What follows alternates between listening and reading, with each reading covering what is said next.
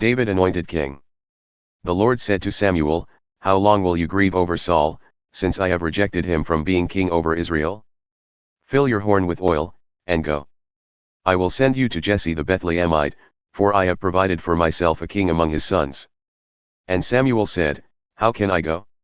If Saul hears it, he will kill me."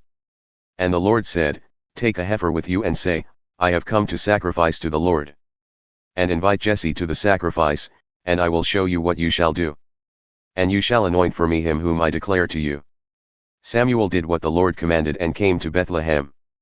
The elders of the city came to meet him trembling and said, "Do you come peaceably?" And he said, "Peaceably, I have come to sacrifice to the Lord. Consecrate yourselves, and come with me to the sacrifice." And he consecrated Jesse and his sons and invited them to the sacrifice. When they came, he looked on Eliab and thought, "Surely the Lord's anointed is before him."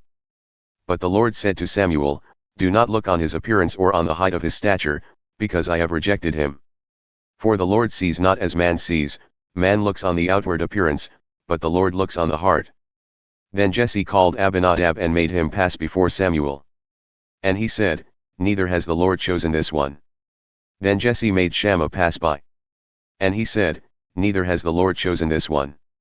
And Jesse made 7 of his sons pass before Samuel. And Samuel said to Jesse, "The Lord has not chosen these." Then Samuel said to Jesse, "Are all your sons here?" And he said, "There remains yet the youngest, but behold, he is keeping the sheep." And Samuel said to Jesse, "Send and get him, for we will not sit down till he comes here."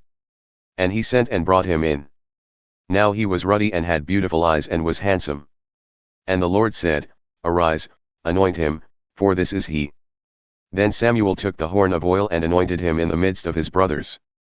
And the Spirit of the Lord rushed upon David from that day forward. And Samuel rose up and went to Ramah. David in Saul's service.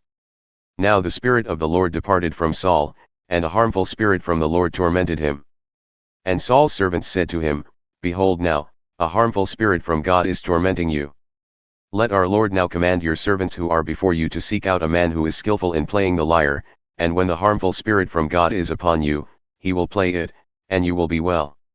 So Saul said to his servants, "Provide for me a man who can play well and bring him to me."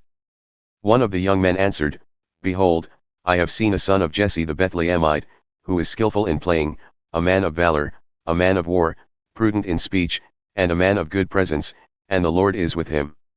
Therefore Saul sent messengers to Jesse and said, "Send me David your son, who is with the sheep." And Jesse took a donkey laden with bread and a skin of wine and a young goat and sent them by David his son to Saul. And David came to Saul and entered his service.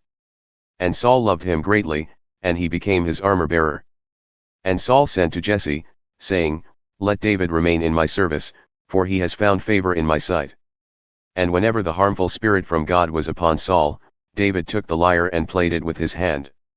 So Saul was refreshed and was well, and the harmful spirit departed from him.